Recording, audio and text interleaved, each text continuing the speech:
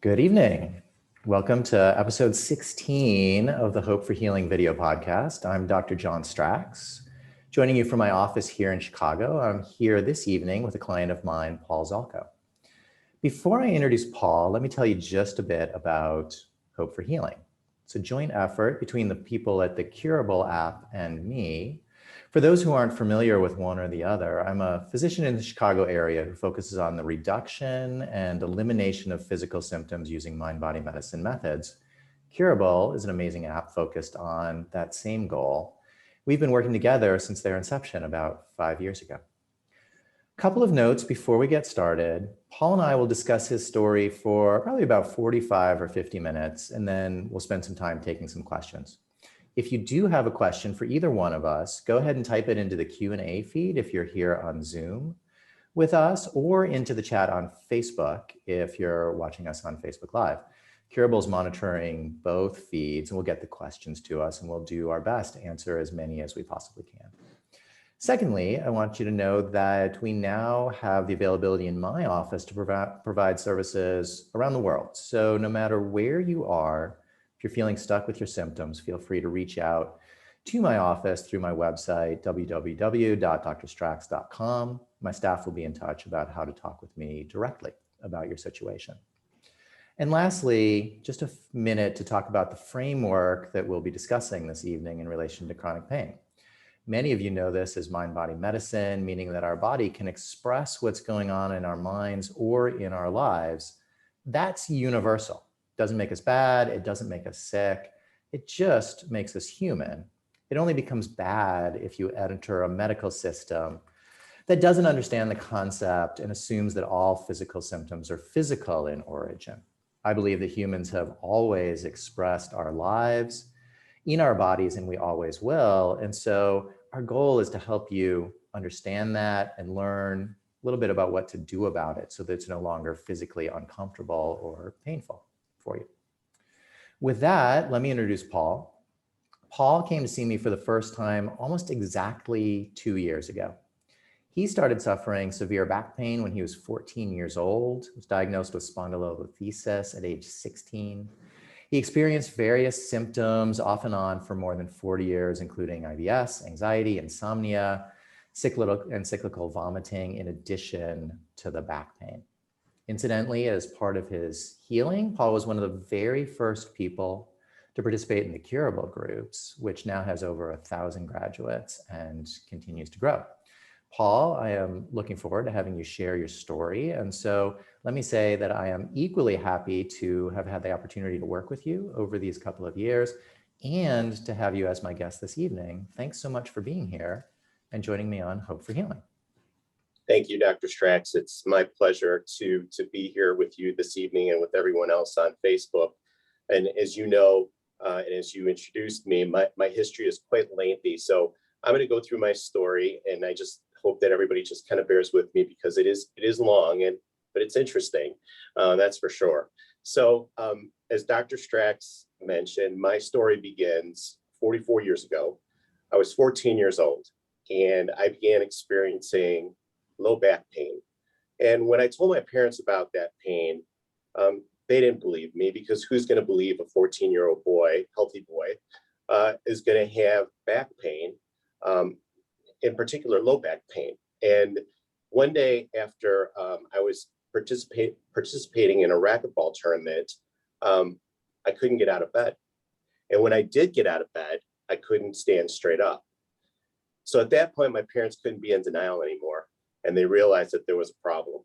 And so they took me to a neighborhood chiropractor, and we worked with the chiropractor. I worked with the chiropractor for about 2 years, and there was some relief, but it didn't resolve all the symptoms. And there were some times when I was okay. There were some times when I was in just horrible pain. And after 2 years, my parents had a meeting with the chiropractor, and he just said, I just can't do anything further here, and I really would recommend that you start to seek other alternatives. And so he recommended an orthopedic solution, and so that's the path that we went down. And so I'm just doing the math. 44 years ago was 1976. There weren't a lot of neighborhood chiropractors at that point. And this was a family friend. So okay. so it was somebody that we kind of knew, and that's why we had this meeting, which, doctors didn't do that back then either. So it was just kind of like, we're not getting anywhere, and we really need to start thinking about something different for Paul. And so, so then we started going to the larger medical centers in the Chicago area. And at that point, settled on an orthopedic doctor. And I went for bone scans, myelogram, and an EMG. And to this day, I am still convinced that an EMG is some type of medieval torture test. And quite honestly, the number of x-rays that I had to have at that time, because MRIs didn't exist. So I even joke with my family now that, I'm part radioactive, because I don't even know the number of x-rays that I've had.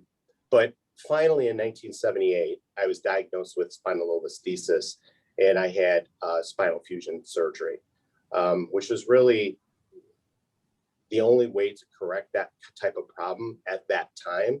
Today, they don't even do that surgery anymore, I've learned. And so you had spinal fusion surgery at age 16? Yes, at age 16.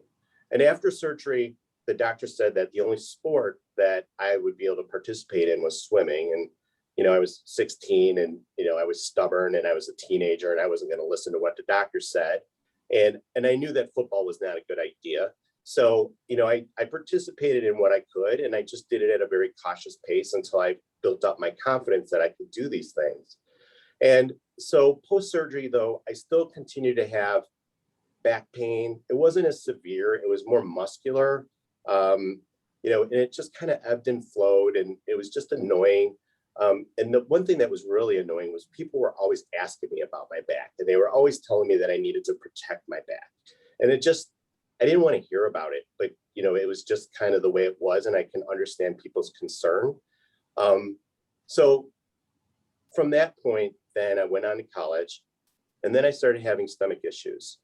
And so then I was diagnosed with irritable bowel syndrome. And I was seeing our family doctor, and while he had diagnosed it properly, he just didn't know how to treat it. And so it was really, for those of you who have irritable bowel syndrome, it can be quite embarrassing. It really interferes with your daily life activities. And, and then again, I had to go for more tests. I was referred to another specialist, a GI specialist. He confirmed that I was irritable bowel. He got me on the proper medication, and then I was feeling better. But again, and as part of your IBS, like, was one of the symptoms you were always had to be running to the bathroom and had to keep sort of in mind where the bathroom was? And... a lot of just stomach discomfort, just didn't feel well in general. So, yeah, so all of the above. So now at this point, I'm also told that I have a sensitive stomach, and I have a bad back, and I'm not even 20 years old. So, little depressing when you think about it. But at the time, I was still kind of, didn't really think much about it, just kind of kept going on. And when I was 21 and a senior in college, it was finals week, and I developed cracking and popping and tenderness in my joints, like everywhere, fingers, knees, shoulders, neck, everywhere. And that really scared me, because we do have a history of rheumatoid arthritis in the family. And at that point, that was really where I really got freaked out, because I was a senior in college thinking about joining the workforce. And now I'm thinking about some type of debilitating disease that I may have or may not have. And I was so afraid to tell my parents about it or to seek out medical treatment. And at that point, there was no internet, so there was no Dr. Google. So I just ignored it, and I just learned to live with it. And again, it just kind of came and went, and I just kind of just ignored it. And so, I think the other part of this whole equation that's really important to mention is that while all these physical symptoms manifested, there were definitely problems at home. And, my father suffered from anxiety, and he was in and out of treatment. And I was often the mediator during family disagreements. I was also responsible for looking out after myself, but, my parents and other family members, aunts, uncles that were elderly. So just, and this was a time when I was going to school full time, but I was also working full time because I had to put myself through school. So, I didn't realize it at the time, but there was a lot of stress and just there was a lot of activity, a lot of responsibility. And when I look back on that now, I didn't really think differently of it at the time. I just thought that was life. And, we were taught you just had to suck it up. You had to do what you had to do. So. And you grew up here in Chicago, right? I did, on the southwest side of Chicago. Yes. And you had been, you and I have talked about this. You started working when you were 12, 14, like pretty early on, right? 14. Yes. Yeah. 14. Yeah. Okay. So, and then, when I was 26 years old, my mother was diagnosed with metastatic breast cancer. So I spent a great deal of time caring for her, and she passed away when I was 30. And then things at home got worse for my father. And then I turned my attention from being a caretaker for my mother to being a caretaker for my father. But at the same time, I was also trying to establish my professional career in financial services. So again, just a lot of different stressors, and, and then, the IBS symptoms would flare or the back symptoms would flare. And so I was juggling all these different things all the time. And then in 1992, just before starting graduate school, I was diagnosed with anxiety after suffering months of insomnia. And fortunately, where I worked, we had an employee assistance program. We tried a couple of different things, and they just finally said, these things that we're trying aren't working, and we suggest that maybe you see a therapist and, someone that might be able to help you with this issue. And, I was just so desperate for sleep at that point. I was like, fine, I'm in. So, I started that, and, we started a treatment for that. So yet, another treatment, another regimen, something else that I was kind of trying to manage. And then, and so just keeping score so far: back pain, spinal fusion, anxiety, insomnia, IBS, medication. And you're 30, how old were you at that point? 30? I'm 30. 30 years old. Okay. Yeah. Got it. Yeah.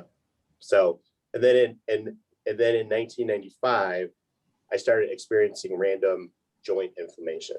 So it wasn't the cracking and popping that I experienced in college. This was actually physically, you could see it. You could look at my knees, you could look at my fingers. They were physically inflamed. And then I was like, oh my God, that really set me for a loop. And I went to see a rheumatologist. And while everything that I was tested for came up negative, somehow they diagnosed me with ankylosing spondylitis, also referred to as AS in the arthritis world. Mm-hmm. And after I educated myself about the condition, then I was really scared. And I was scared for a number of reasons, because first of all, what this condition can do to you, what it can do to your spine, is not very, it's not very good. It's not very pleasant. What your life could be like as you age is not very good. And the other part about it is that from a treatment perspective, there weren't very many treatments available. At that time is when they just came out with the biologics. So we started with that. But there were only a few. And so I wasn't even sure how long they would last. So I joined a support group for AS.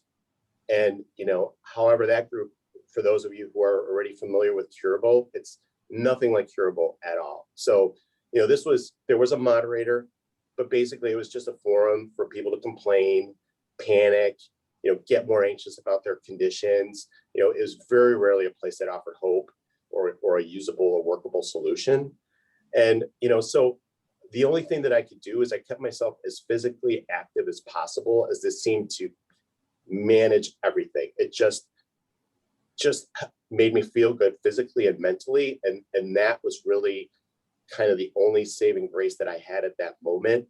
And so that's what I tried to do as much as possible. So I was always at the health club, just trying to do whatever my body would allow on that particular day. So, the other thing, that I mentioned that, I had to change my AS meds periodically as it appeared, my body would get used to them, and then the symptoms would flare.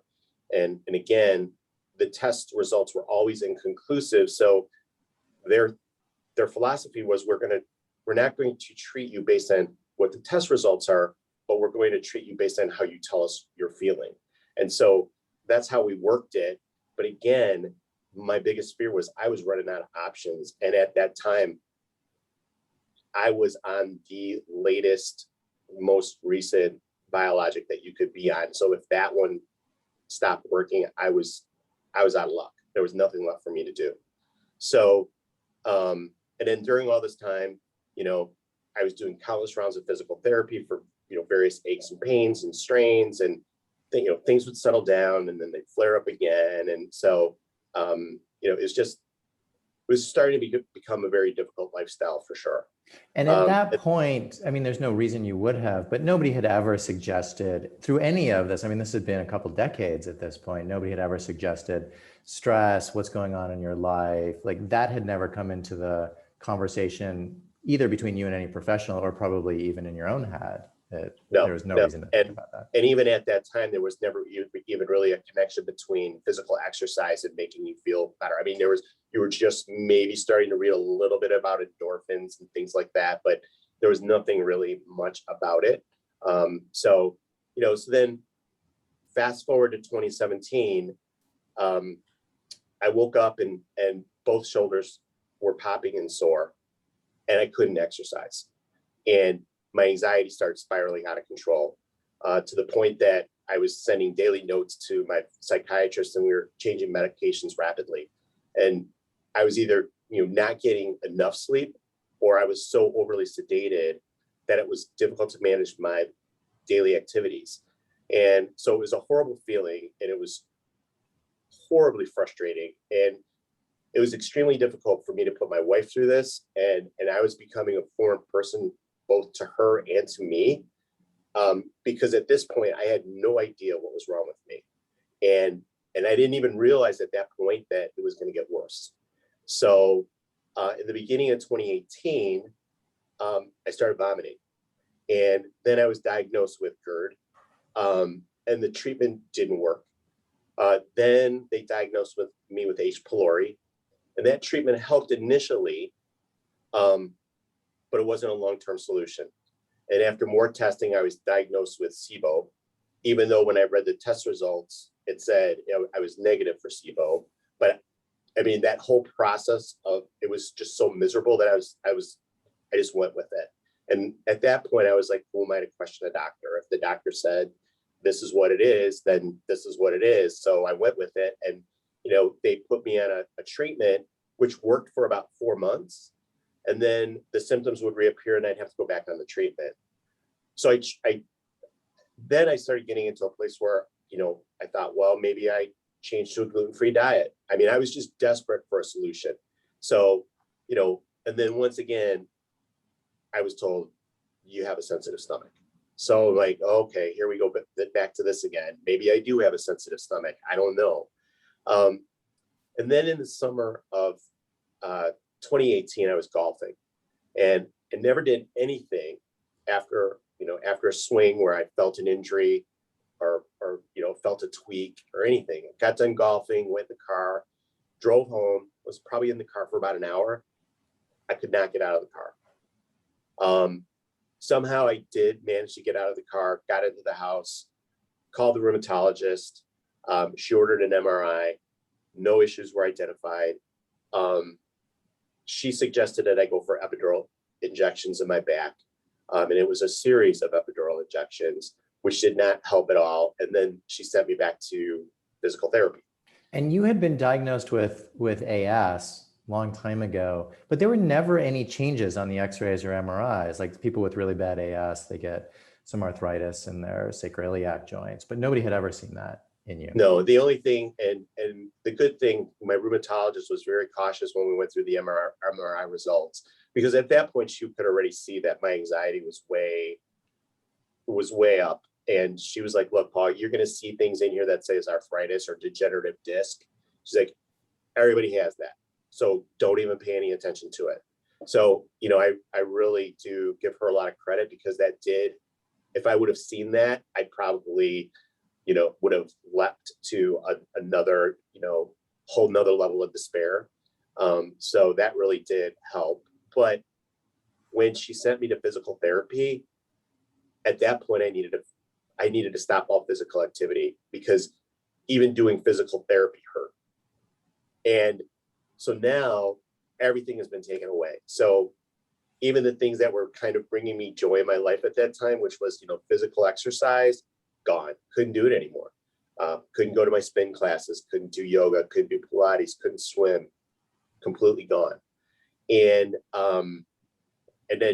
then my anxiety just went way off the charts. And so much so that I had to take a leave of work, a leave of absence from work, which was completely necessary, but super humiliating. Because my doctors were like, you've just got to calm down. And you just don't need the stress from work right now on top of everything else while you're dealing with all these physical symptoms. And you were a couple, 3 decades into your work career, right? I mean, you hadn't. Yeah. That's right. And I traveled a lot on business. I managed large groups and teams. Yes. So, again, and taking a leave of absence is kind of not, while it is a benefit, you kind of get a check mark by your name. So I was concerned about what that was going to do to my career, quite honestly. Yeah. So, and yet after saying all of this, I still hadn't hit rock bottom. So, my anxiety calmed down. I went back to work, and then I started vomiting again, 2 weeks straight. And I could not retain any food. I was admitted to the hospital for a week of nonstop tests. I was sent home. I was still sick. And they gave me a diagnosis of cyclical vomiting. I'd never even heard of it. When I looked it up at that time, now I've got Google, so great.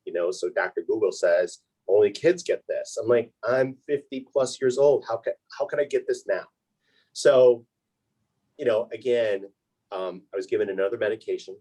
It seemed to calm down, and it would flare up every once in a while. So at that point,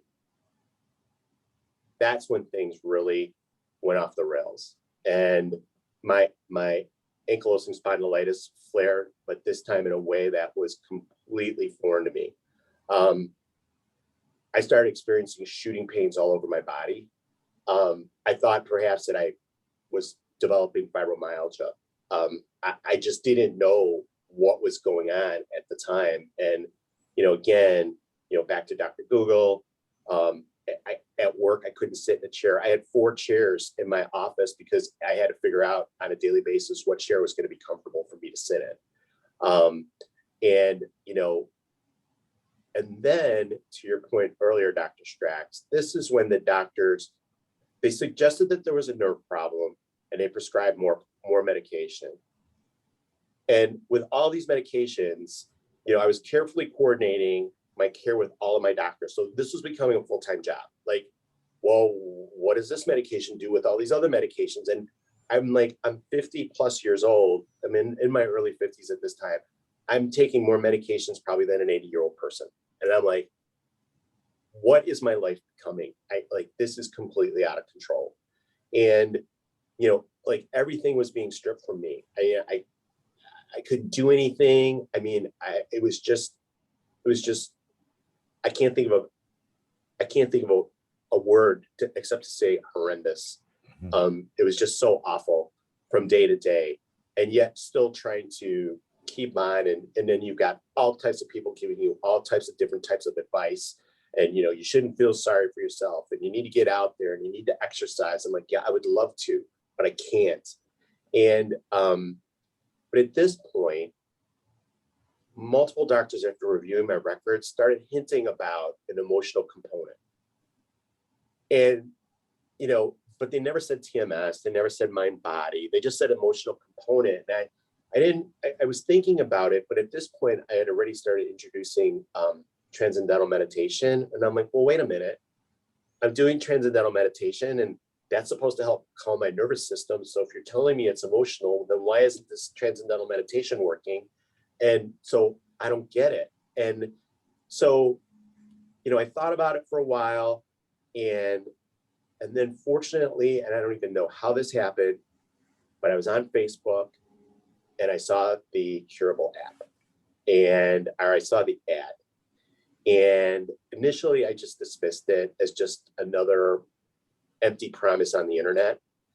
And, just like all the other ads that you see, but I kept seeing it, and something kept telling me that I needed to look into it. And I think at that point, I was so desperate that I was just looking for any straw. And so I was like, why not? And so I decided I had nothing to lose. I downloaded the Curable app, and that's when the healing journey started.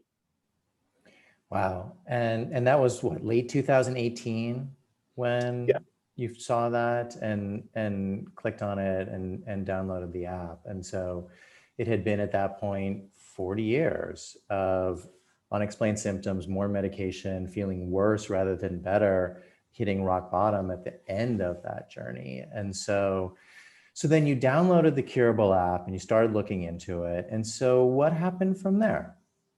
So I started seeing some of the things on the app, and some of the things that I was seeing were making sense. And I was having like a lot of, for lack of a better word, a lot of aha moments where I was like, wow, I'd never really thought about this. And then I was probably using the app for a little bit, maybe not more than 2 weeks. And then I saw an ad for Curable groups. And I was like, well, what's this about? So I attended the RSVP event, and I thought, well, the Curable app seems to work, but yet this is something that's 12 weeks, and it seems like there's going to be an accountability component. It's something that I have to commit to. It's something at night. I can do it in the evenings when I get home from work. What do I have to lose?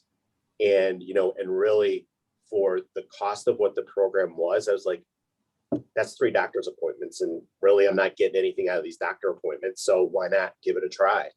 And so that's really kind of how I made the decision to move forward.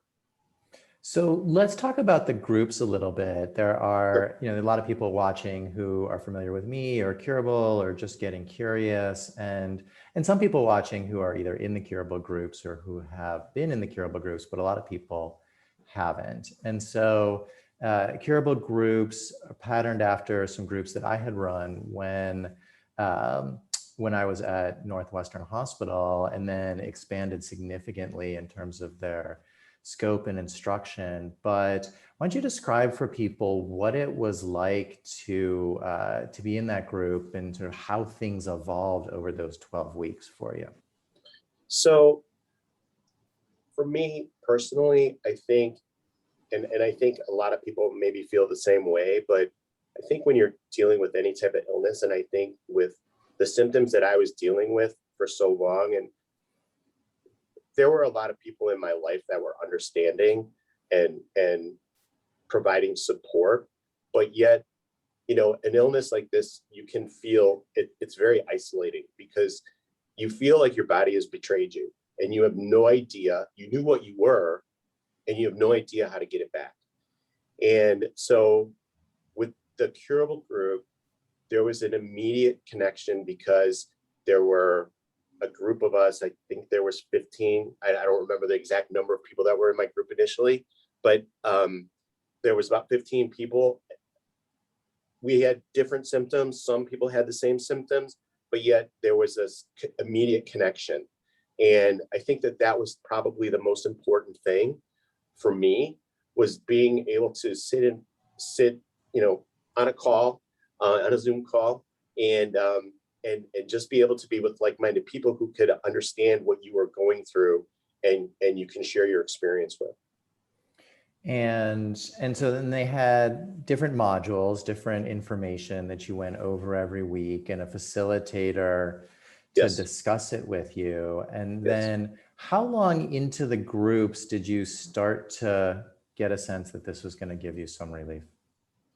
I knew right away for me, but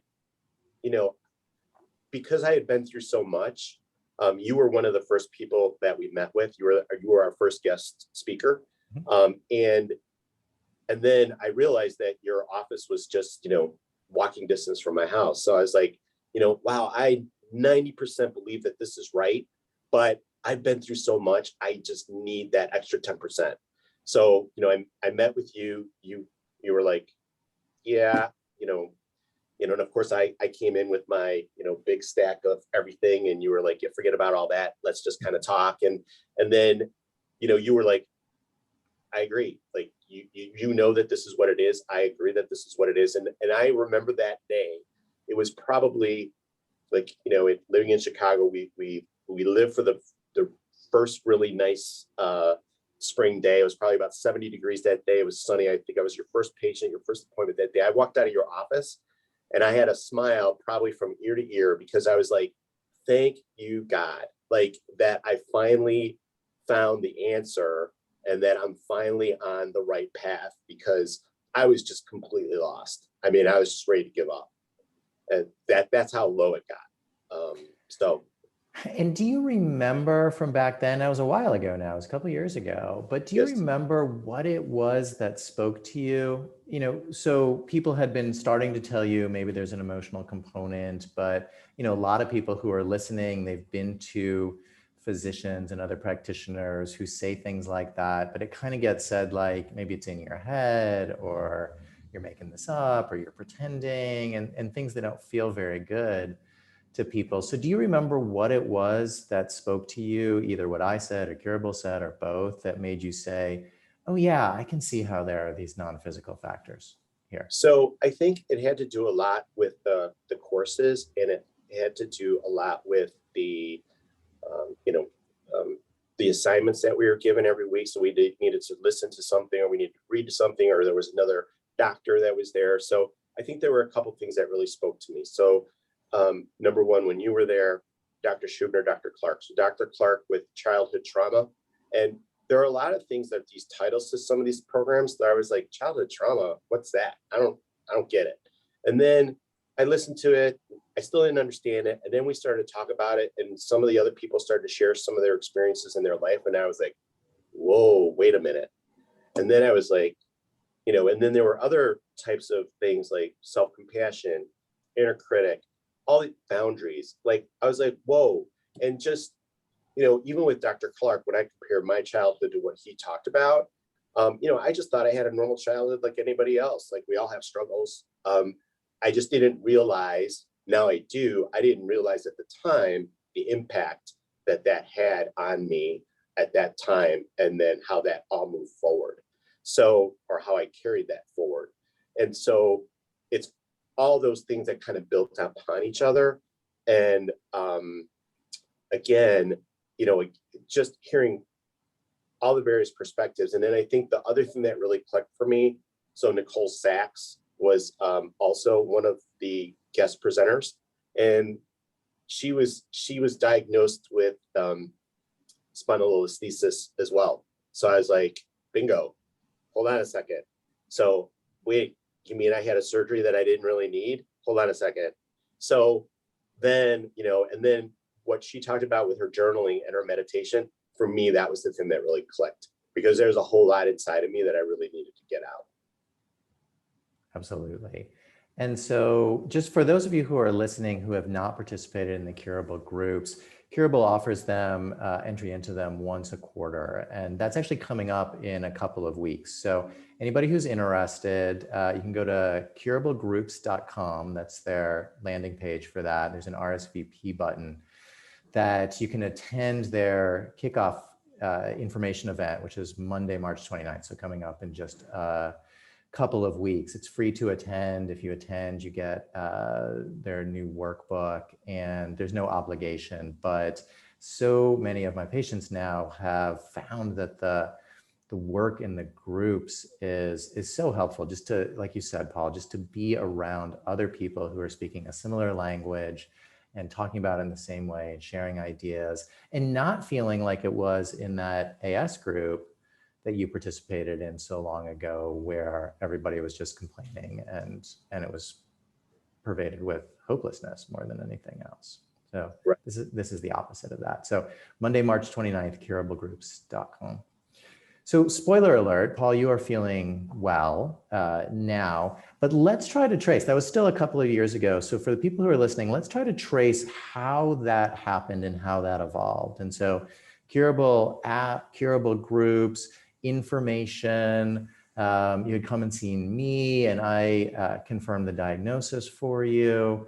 And so what's gone on since then that has helped you move in the continued direction of healing?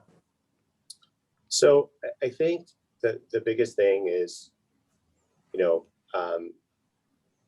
when you start to learn this and when you've suffered as long as I have, and I think many of my fellow curable participants will say the same thing. It seems like you got the key to the kingdom and you want to just open the door and you want to get well as quick as you can. And unfortunately, it doesn't work that way. And, a lot of us have made significant progress. But some of us, we still have setbacks from time to time. And I'm no different. So I think that at the beginning, is definitely, 2 steps forward, 1 step back. There were a lot of things that we were learning and a lot of different things that we were trying. And, it's really interesting because prior to me learning about Curable, I never knew anything about mind body, never heard anything about mind body. And then within a couple months, I was completely overwhelmed by all the things that there are out there about mind body. And so it was really trying to find the things that, it was just, I was trying so hard to get well so quickly because I felt that I had lost so much that I was trying to make up for lost time. And, you're just going to get well, however it's going to happen. And there's no real roadmap for, what works for one person doesn't work for the next person. So you just kind of try different keys. And so and you have to see what's going to work and what doesn't work. And so you found that the journaling and the meditation were helpful, the groups, your groups still, they continued to meet even after the official program was over, right? Well, one of the things that was interesting with our group is that as we got close during the program, many of us started experiencing significant progress. And what we were afraid of is that the program was going to end and then we didn't want to lose that momentum. And so, we talked to our facilitator and when some of the people at Curable, we thought, what could we do? So we decided that, we were going to continue to meet. And we have, we rotate who's going to kind of lead on a bi-weekly basis. And, we're continuing to do that. And then, during our, in between our meetings, we have an app that we use. We were using WhatsApp and now we use Signal, but we just use that as a way just for support. So if there's something that's happening, or sometimes people will say, hey, I just found this new meditation, you might want to try it. So sometimes it's informational. Sometimes somebody needs some, assistance and, we're just there for each other. So we're just kind of our own support group and it's worked out really well. It's really nice. And then you had been seeing me fairly regularly to talk through some things. And I had started up a monthly group. Actually, I interviewed Leah and Brendan and Matt last 2 months ago, I think. And so you joined part of that group. And so you meet with a group of, I think there's 8 of you plus me, and do that once a month also. And how does that help you? How does that kind of interaction help you move forward?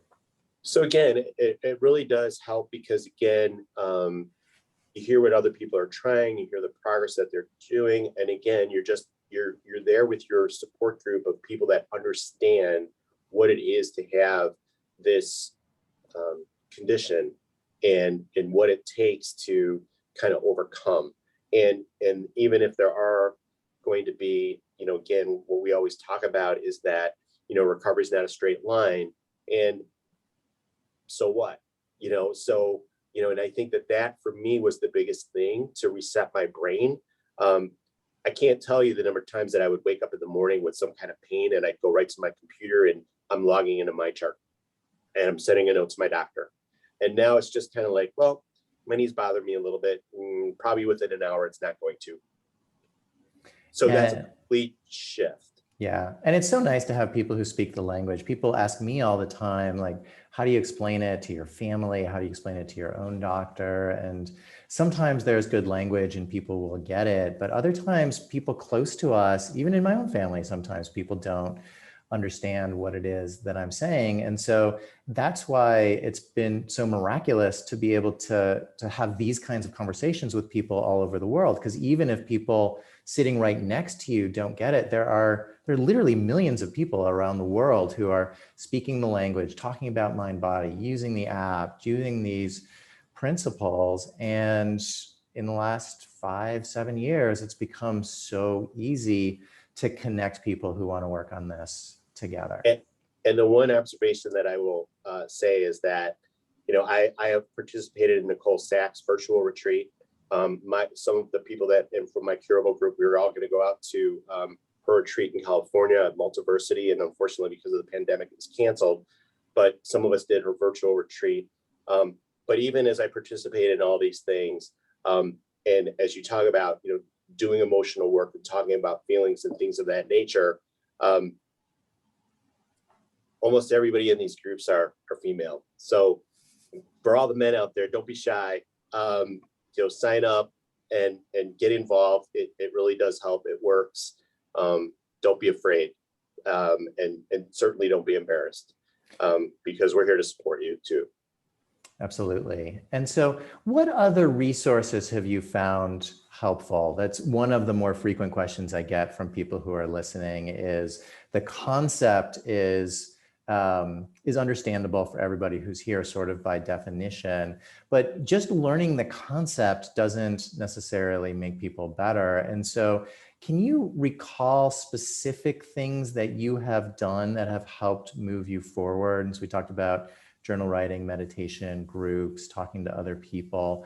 Have there been other strategies that have been able to either move you past roadblocks or just keep the journey going over these couple of years?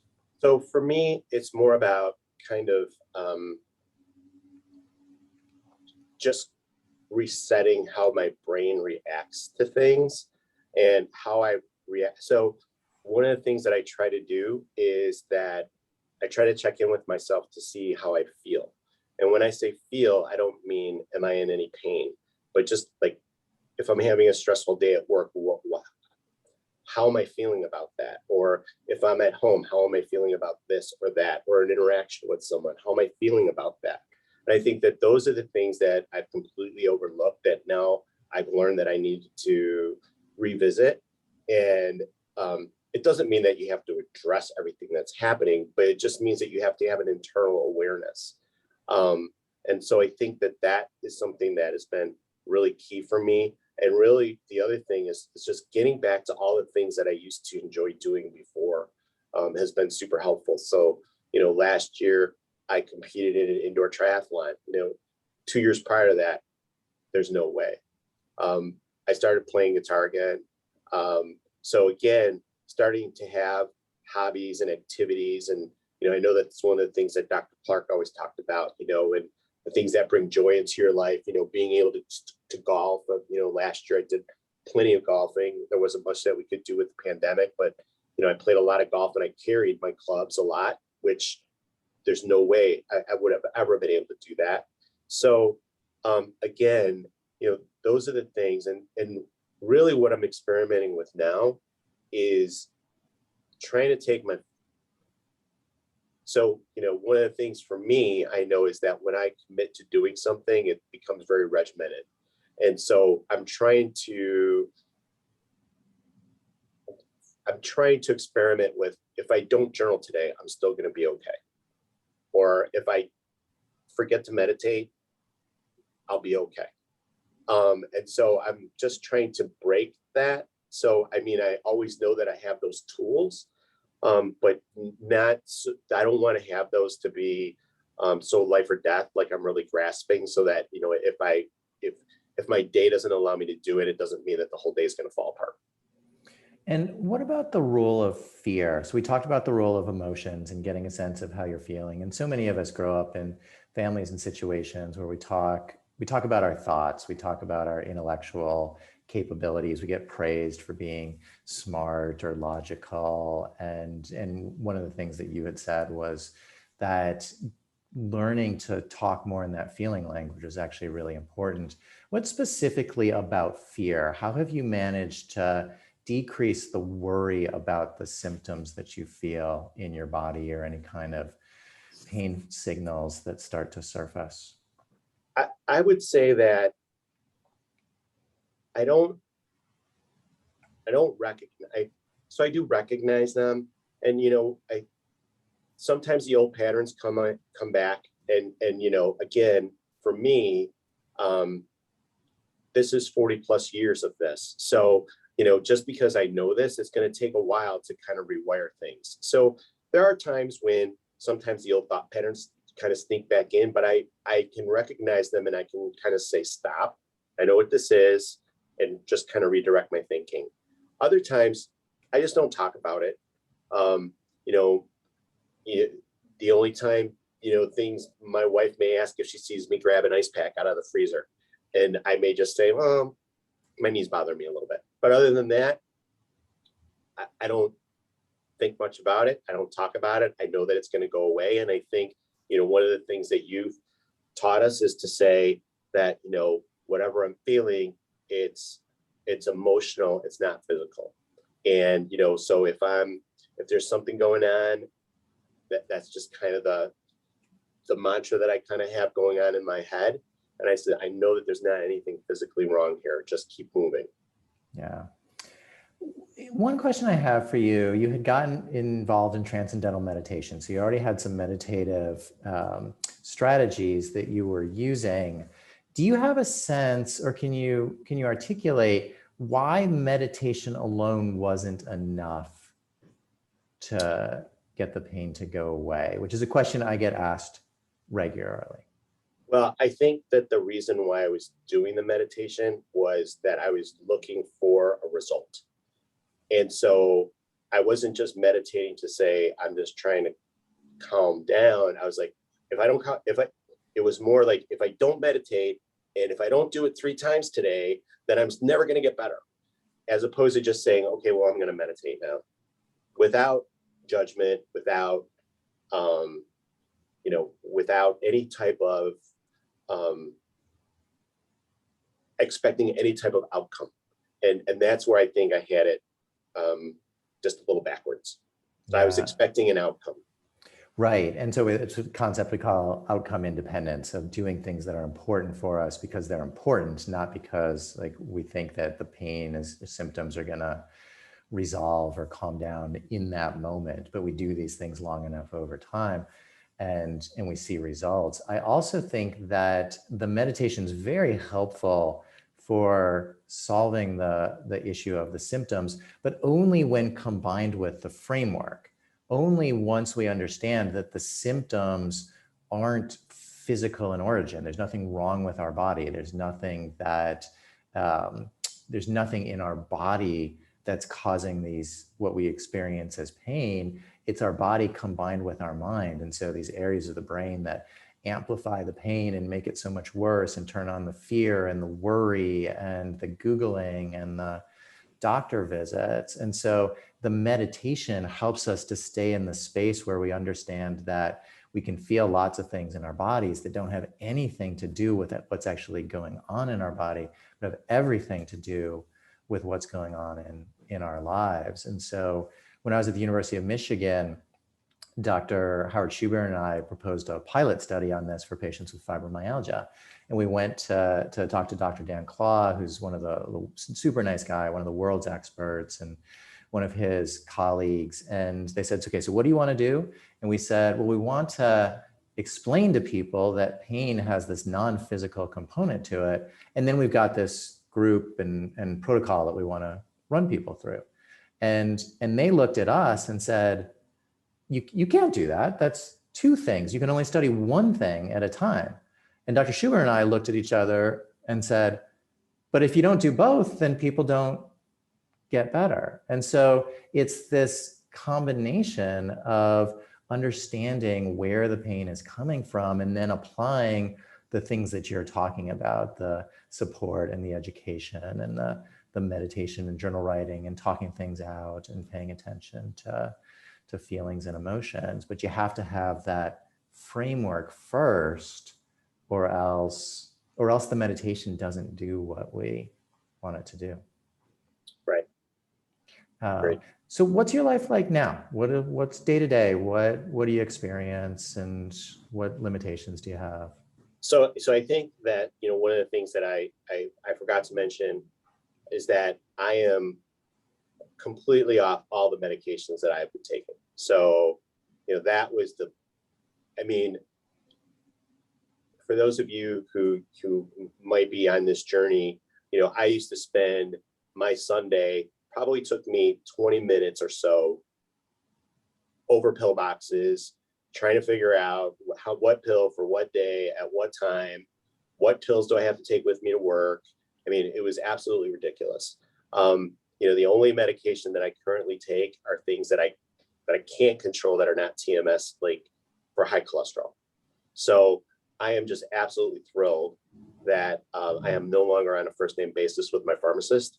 That is one of the key things for me. And again, day to day, this past year, obviously all of us have been dealing with the pandemic. I've not had any issues or flare-ups because of the stress related to that. I've gone through a job change. I've not had any issues because of the stress associated with that. So there's just so many things that have changed. And it's just been really exciting. And, life is just completely different for me. I eat whatever I want. I don't worry about diet restrictions. Again, sometimes the old patterns want to sneak in. Can I tell you that I am 100% cured? No. Dr. Stracks, you and I had this conversation that, if you could wave a magic wand and make my pain go 100% away, would I want that to happen? And after I thought about it, I said, probably not. 10% probably is good to stick around, because it helps me. It's just kind of a barometer to say, hey, what's going on? What are you feeling? What do you need to journal about? What's going on in your life that you're not paying attention to? How are you feeling? So I think that that's kind of something that needs to stay there. And I hope it just continues to do the work that it's meant to do. Such an important point, and I hear a lot of people say that after it. Sometimes it's confusing if you're just getting started in the journey, but after the fact, like Laura, who's the voice of Curable, did a really nice interview on her podcast with Christy Weepy last summer, who's a psychotherapist who does this work out in Las Vegas.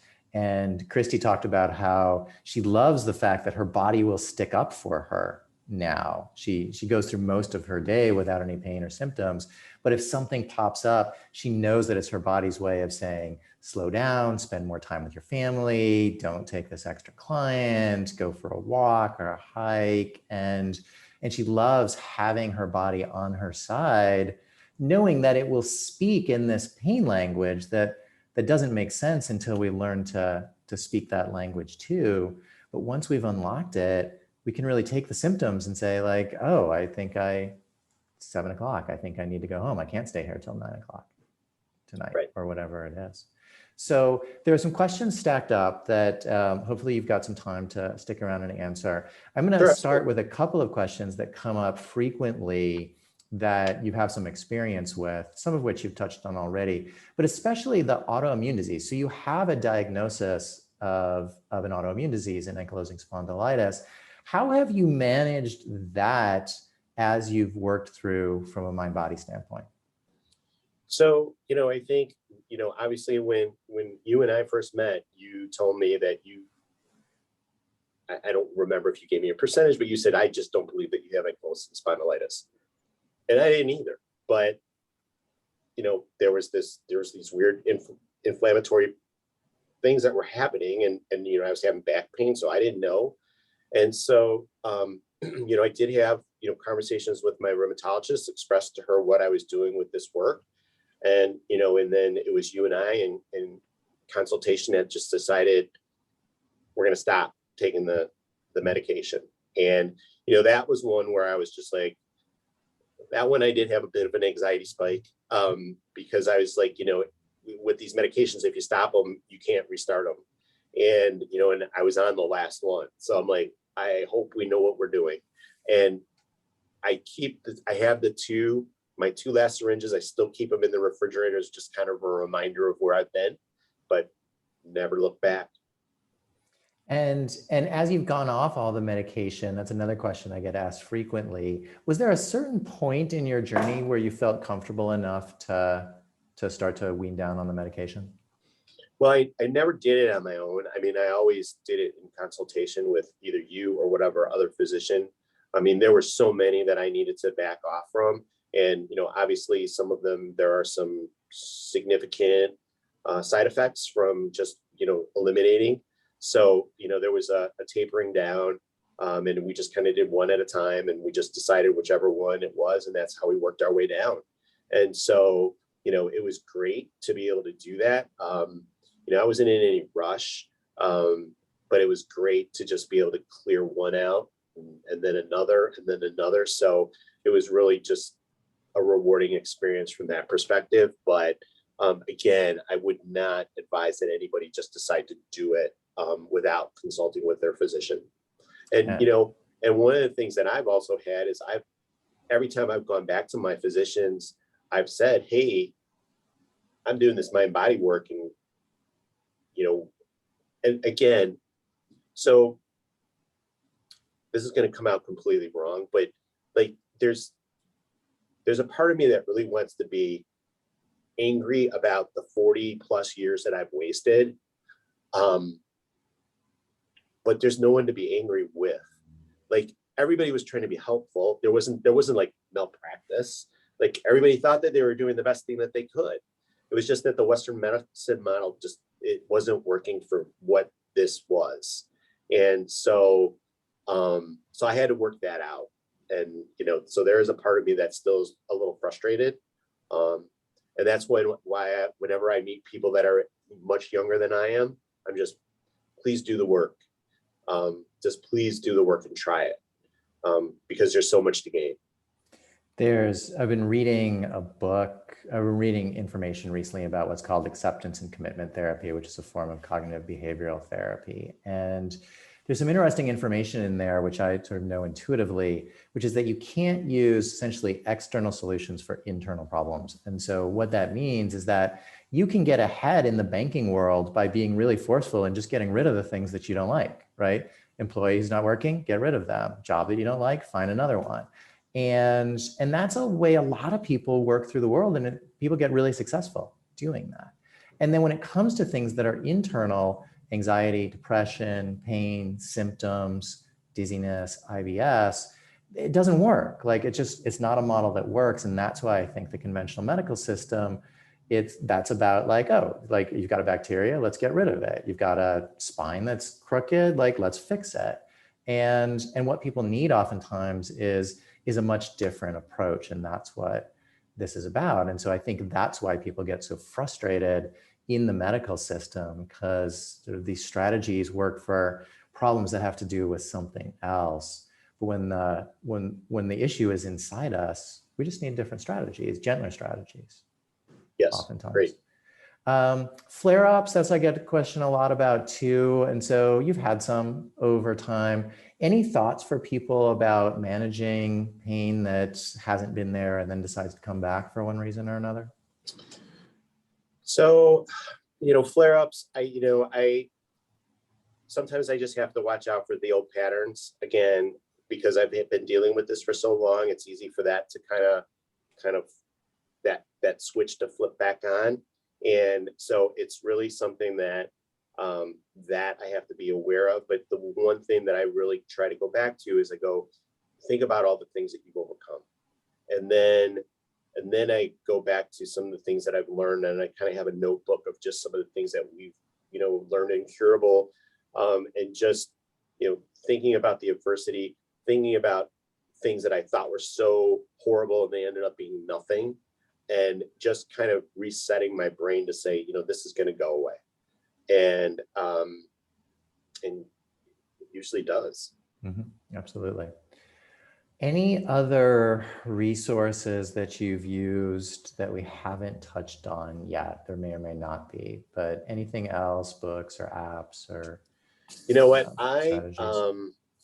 I can't really think of, there's just so much information out there, and the only thing that I would caution people, so I kind of knew this going into it. I know people in my curable group are always recommending books. I've downloaded more books, and they are collecting dust and virtual dust because they're all on my Kindle or whatever. But I mean, I'm not a reader, so that doesn't work for me. So for me, it's podcasts, or it's for me.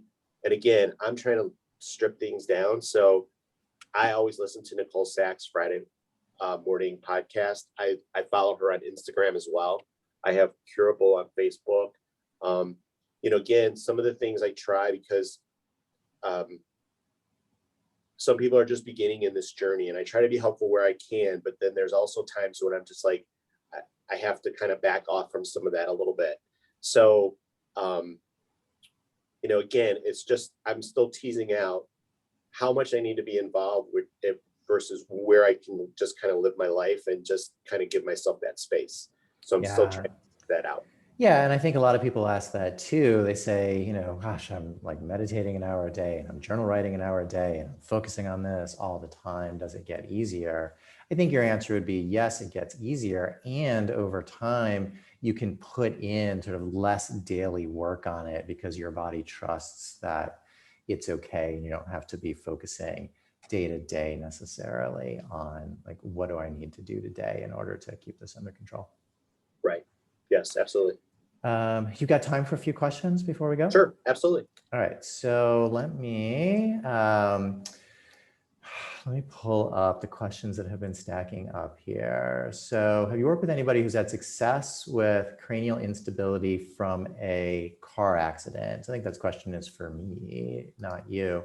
And we've definitely had people who have had cranial instability who have done this work and have had it done successfully. And so clearly that's somebody who I would want to have a full medical exam with and make sure that I felt, looking at x-rays and MRIs and everything else, was stable enough to treat it this way. But what I always say is that there's a physical component, there's an emotional component, there's a psychological component to every pain situation that people are in. And oftentimes the psychological emotional component is much bigger part of the picture than the physical component. And so whether there's an accident or an injury or a diagnosis, Paul, what's your thought at this point about the diagnosis of spondylolisthesis? Do you think that that was relevant for you even at the time? It was not. No. I mean, I think, sometimes I think, the doctor may have been tired of, he saw something and he just said, okay, here it is, we're going to go and fix it. And, knowing what I know now, back then my parents did what they thought was best. And so again, am I angry about it? Sure. But is there anybody to blame? No. So, it is what it is. Next question, somebody has Dupuytren's contracture in his fingers and it's been getting worse, but you had swollen hands too at one point. And so what's your thought about swelling as it relates to mind body? So, again, all those symptoms that I have had have gone. I mean, do I sometimes, like, if something, do I have minor symptoms with it? Occasionally, but is it anything that's will really be disrupt my day? Not at all. Yeah, and I've definitely seen like what for all the world looks like a physical issue get better. My mother-in-law, hi Karen, if you're listening, a number of years or probably a decade ago had some contractures in her finger, essentially a trigger finger that was super painful, but it was 2010. It was in the aftermath of the recession, and she's a professor, and they were worried that the university wasn't gonna make it. And then as we kind of climbed out of the recession, it just never heard about it again. And so there's this big stress component and big life component to even things that feel like all the world must be physical in origin. Here's a question about IBS and food sensitivities in addition to eczema. And so did you ever try or were diagnosed with food sensitivities or try any elimination diets to deal with the IBS? So, I did switch to gluten-free. And that had more to do with the SIBO than it did with the IBS. But at that point, we were treating multiple things. So, you know, I can't tell you that it really helped in any way. I think mentally, I just thought I was doing something that was helping. But then the problem is that then when you need to get off of that, you're afraid to put those foods that you used to enjoy back into your system because you're afraid something bad is going to happen. So, then you have to do just kind of the opposite. So a reintroduction diet. So I just kind of stayed away from that. Yeah. And there's, I will acknowledge that some people don't respond well to gluten or dairy or sugar or soy. And so occasionally when I'm working with my non-mind body patients, we do talk about that. Sometimes people will come into my office with 40 and 50 and 70 food sensitivities. I think that's probably more of a mind body issue. It's not how our body's reacting to the food, but how we react after we eat. And there's definitely a mind-body component to eczema and other skin issues. There's a physician in New York City named Roy Stern Seidenberg, who I think was a patient of Dr. Sarno's at one point, used to speak on his patient panels, but he's a dermatologist. He does a lot of psychodermatology with people, and we can have some really good luck with people working on skin issues from a mind-body perspective. Somebody else had asked about environmental sensitivities too. So chemical sensitivities, I think there's a big mind-body component, and even allergies. Like any allergies that I had more or less went away after I learned about mind-body medicine. And Dr. Schubiner has a funny story that he was giving a talk in his hospital in Michigan, and a couple of days later, one of the employees came up to him and said, "I got to tell you this funny story." He said, I was at a party over the weekend, and I was in this conversation. It was really like, it took a dark turn, and the guy was telling me about all his mental health issues, and I sort of found myself wishing I wasn't in the conversation. And this employee said to Dr. Schubiner, said, all of a sudden I just started sneezing, like, achoo, achoo, achoo, achoo. And finally he excused himself and went to the bathroom. And he said he looked in the mirror and he's like, whoa, like those sneezes really got me out of that conversation. And so there's a big connection between our brains and our immune systems, whether it's autoimmune disease or allergies, but I think we really have a lot more influence over it than we've come to believe over time. Let's see, those of us who power through even when suffering, don't cut ourselves slack until we're in desperate shape and can't function. How can we work to mitigate the impact of our personality traits that are typical of TMS? And so find faults and reassert themselves. Even if we know in our head that these play a role, they're still there. So do you identify any of the personality traits in you that go along with symptoms, perfectionism, self-criticism? So you know what I mean? Yeah. So I think, as we talk about the type T personality, meaning the TMS personality, I've got them all. So, the perfectionist, the people pleaser, the anxiety, and then, never paying attention to my emotions. So,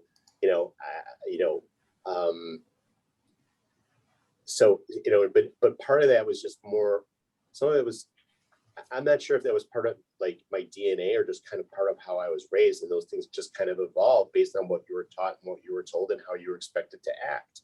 And so, again, not putting any blame on anybody. This is just kind of where I landed at the end of the day. And so now I'm just trying to rework some of that. And, again, some of the things that we learned in the curable group, like self-compassion, where I was like, what do you mean self-compassion? I don't understand what this topic is all about. And then, there you go, right there, that, I completely didn't understand it. So I needed to to understand and learn and pay more attention. And I think, learning more about the personality traits over the past year, I've been studying cognitive psychotherapy and training in it and practicing it in my practice, because that's what I've seen is so many people who the pain gets better, but still like the criticism and the perfectionism and the impossible standards are still present. And I think these days there are really good strategies to help deal with that. And I've worked with some people occasionally, like fairly quickly in a couple of sessions, we can put in strategies that really help to understand where the criticisms come from, calm it down, help to work on the perfectionism. And I think sometimes those symptoms are just, they're another manifestation of TMS. They show up because there's an uncomfortable situation or uncomfortable feeling that we're avoiding. And so if we dig down underneath, sometimes the perfectionism is no different than the back pain. But we're actually working on hopefully training and bringing on a number of coaches and psychotherapists, because I think that there are really good short-term solutions to a lot of the issues that stem from the personality traits. I think there's a lot that can be done much more quickly than people would imagine. Question about migraines. And so migraines is one of the more common symptoms that I see, and one of the symptoms that responds really well to this kind of intervention. And so our Hope for Healing landing page, where we'll post, Paul, this interview tomorrow, is curablehealth.com/hope for healing. And we've got two guests on those. Jessica Dixon was the first guest, and then Jill Rydell last summer, who have really had remarkable recoveries from migraine headaches, and both of them hundreds of migraines per year down to just a handful in any given year. And even then, when they get them, they're not scary. And so absolutely, I think migraines is well within this whole umbrella of mind-body medicine. I also have a short handout on healing migraines. And so anybody who wants to email our office at info@drstracks.com, we can forward you the migraine handout as well. But absolutely, I see migraines regularly and have worked with a number of patients who have done very well over time. Paul, here's a nice question for you. So how have your family and friends reacted to what you have learned over the last couple of years in terms of your experience? And the person who typed the question said that he finds that sometimes people can be a little bit dismissive, even when people are doing well. So that's a great question, and it's something that I choose not to speak about, only because to the person who wrote that question, to their, everybody has their opinions, and I don't want to get into a debate about what I'm doing and why I'm doing it. I know that this worked for me. I know that this was the right thing for me to do, and quite honestly, everybody was concerned when I was sick. But now that I'm well, I maybe have one person that may ask the question occasionally, like, whatever happened to when you were, why were you throwing up all the time? And then I just say, it went away. And, I don't know, it just went away. And that's it, because people won't understand. And, and if I start going into the talks about, TMS and feelings, and and it starts to get hippy dippy and all that kind of meditation and all that kind of stuff, they'll really think that I've gone off the deep end. So I've just chosen not to talk about it, and just say I feel fine. And I think everybody's ready to hear this when they're ready to hear it. And so even I don't force it on people, and I'll bring it up and I'll explain it. And I think telling our own stories is so powerful, but I recognize that, as I said earlier, not everybody is going to get it. And so it can be frustrating when like the person who's standing next to you, or the people who are standing next to you, are like looking at you quizzically, what's going on?